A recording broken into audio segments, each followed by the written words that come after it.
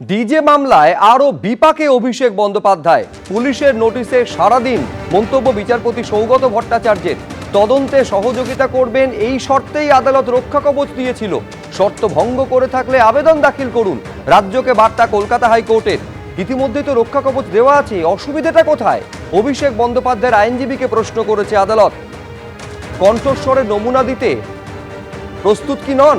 অভিষেকের আইনজীবীকে প্রশ্ন করেছে হাইকোর্ট। কাল কণ্ঠস্বরে নমুনা দেওয়ার জন্য অভিষেক বন্দ্যোপাধ্যায়কে দ্বিতীয় নোটিশ নিম্ন আদালতের। শুক্রবার কলকাতা হাইকোর্টে মামলার পরবর্তী শুনানি।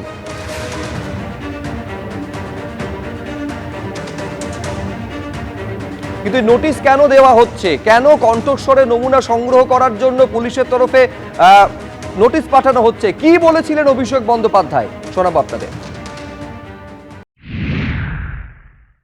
4 তারিখ মমতা বন্দ্যোপাধ্যায় যতই উদার হোক, আরামবাগের স্টিয়ারিং আমার হাতে থাকবে। ডিজে তো বাজবেই, এমন জোরে বাজবে কান ঝালাফালা করে দেবো। 4 তারিখ জবাব হবে। মমতা ব্যানার্জির উদারতা, অনেক উদারতা হয়েছে।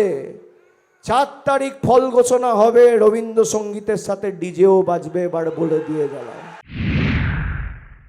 যারা মানুষের প্রতি অবিচার করেছে, মানুষকে অপমানিত করেছে, তাদের জন্য এবার রবীন্দ্রসঙ্গীত না, এবার 4 তারিখ ডিজে বাজবে। তৈরি থাকো। 4 তারিখ সন্ধে অবধি অপেক্ষা করতে হবে না, 1টার পর থেকে ডিজে বাজবে রবীন্দ্রসঙ্গীতের সুরে। কে কত বড় নেতা আমি তালিকা তৈরি করে রেখেছি। ব্লক ধরে ধরে, পঞ্চায়েত ধরে ধরে সুদে আসলে হিসেব হবে।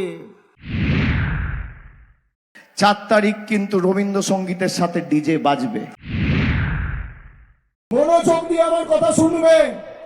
16, 17, 18, 19 যদি কোনো বিজেপির নেতা ইআরও অফিসে ফর্ম জমা দিতে আসে 10টার বেশি, তাহলে রবীন্দ্রসঙ্গীতের সাথে একটু ডিজেও বাজিয়ে দিয়ে ডিজেও শুনিয়ে দেবে। এবার নরেন্দ্রপুর থেকে এক নাবালক ও তার বাবাকে অপহরণের অভিযোগ উঠল। দেশপ্রিয় পার্ক থেকে উদ্ধার করা হয় নাবালক ও তার বাবাকে। এই দেশপ্রিয় পার্কের মনোহর পুকুর রোডে বিজেপির পার্টি অফিস থেকে তাদের উদ্ধার করা হয়। অপহরণের পর মুক্তিপঞ্চে ফোন আসে বলে দাবি করেছে পরিবার। পুলিশে অভিযোগ দায়েরের পর নাবালক ও তার বাবাকে উদ্ধার করা হয়।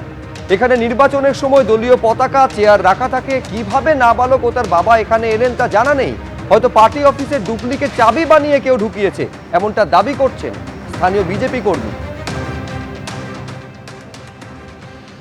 নরেন্দ্রপুর এলাকা থেকে বাবা ও ছেলেকে অপহরণ করে মনোহর পুকুর রোডে নিয়ে এসে একেবারে আটকে রাখার অভিযোগ। এই যে জায়গা আমরা দাঁড়িয়ে রয়েছি, এই যে জায়গা দেখা যাচ্ছে, এই শাটার নামানো অবস্থায় রয়েছে, এর ভেতরে একেবারে বাবা ও ছেলেকে, নাবালক ছেলে 17 বছরের এবং মনোহর পুকুর রোডের এই যে জায়গায় নরেন্দ্রপুরের বাসিন্দা এক ব্যক্তিকে এখানে জোর করে নিয়ে এসে আটকে রাখার অভিযোগ 24 ঘন্টার ধরে, এবং মারধর করারও অভিযোগ। এবং এই যে জায়গাটা, সেটা হচ্ছে মনোহর পুকুর রোডে স্থানীয় বিজেপির অফিস বলে পরিচিত। বিজেপির কর্মীরা বলছেন এটা হচ্ছে নির্বাচনের সময় তারা ব্যবহার করতেন, এবং এখানে বিভিন্ন রকম যে পতাকা, চেয়ার, এই সমস্ত কিছু রাখা থাকতো। এবং এই অফিসের মধ্যে একেবারে আটকে রাখার অভিযোগ। এবং পুলিশের কাছে যখন অভিযোগ দায়ের হয়, যে বিষয়ে অভিযোগ করছে যে 17 বছরের ওই যে নাবালক, তার মায়ের কাছে প্রথমে ফোন যায় এখান থেকে, এবং ফোন করে বলা হয় যে 5 লক্ষ টাকা মুক্তিপণ দিতে হবে, তবে হচ্ছে এখান থেকে তাদেরকে ছাড়া হবে।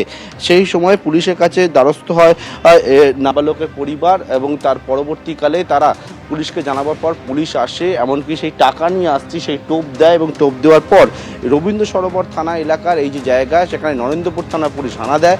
হানা দেওয়ার পর এখান থেকে কিন্তু দেখা যায় যে শাটার খুলে যখন পুলিশ দেখতে পায় যে ভেতরে বাবা ও ছেলেকে আটকে রাখা হয়েছে, এখান থেকে উদ্ধার হয়, এবং ইতিমধ্যে 3 জনকে এই ঘটনায় পুলিশ গ্রেপ্তার করেছে। বিজেপির কর্মীরা যে বিষয়টা বলছেন যে এখানে হচ্ছে ভোটের সময় তারা তাদের পতাকা, চেয়ার, এই সমস্ত কিছু রাখা থাকতো, এবং সেই সময় অফিস হিসেবে ব্যবহার করা হতো। এবং এখানে কিভাবে এই 3 জন অ্যাক্সেস নিল, তারা কারা সেই সম্পর্কে বিজেপির দাবি তারা কোনো কিছু জানে না। সেই বিষয়ে তারা বলছেন যে কীভাবে তারা অ্যাক্সেস পেলো, ভেতরে ঢুকলো, সেই বিষয়ে জানা নেই। পুলিশ ইতিমধ্যে যারা এই ঘটনার সঙ্গে যুক্ত তাদের 3 জনকে গ্রেপ্তার করেছে এবং উদ্ধার করেছে নাবালক ওই কিশোর এবং তার বাবাকে। যেমনটা জানা যাচ্ছে যে 5 লক্ষ টাকা মুক্তিপণ এবং সেই মুক্তিপণ চেয়ে অপহরণ এবং তার পরবর্তীকালে এখানে জোর করে আটকে রাখার অভিযোগ। ক্যামেরায় প্রতীক রায়ের সঙ্গে পার্থপ্রতিম ঘোষ, এবিপি আনন্দ, কলকাতা। এটা পার্টি অফিস বলে তো যাওয়া ছিল না কখনোই। এখানটা তো ওয়্যার হাউস, যতদূর জানা আছে এখানে পতাকা, চেয়ার, টেবিল এইসবই রাখা হতো। তো এখানে কোথা থেকে এই ব্যাপারগুলো উঠে এলো, এগুলো তো আমরা আশ্চর্য একদমই। কারণ এরকম এই পাড়াতে আমি তো এখানে born and brought up 46 years, এরকম কোনোদিনও কখনো শুনিনি। এরা তো এখানকার মানে বকাটে ছেলে, এখানে এরা কোনো পার্টি পলিটিক্সে কোনোদিনই যুক্ত ছিল বলে মনে হয় না। সেটা এখন বলাটা মুশকিল, হয়তো ভেঙে ঢুকেছে বা ডুপ্লিকেট চাবি বানিয়েছে, কিভাবে করেছে সেটা বলা খুবই মুশকিল। না, বিজেপির তো এরা সংগঠনের কেউই নয়, কোনোদিনই ছিল না। এবিপি আনন্দ, এগিয়ে থাকে, এগিয়ে রাখে।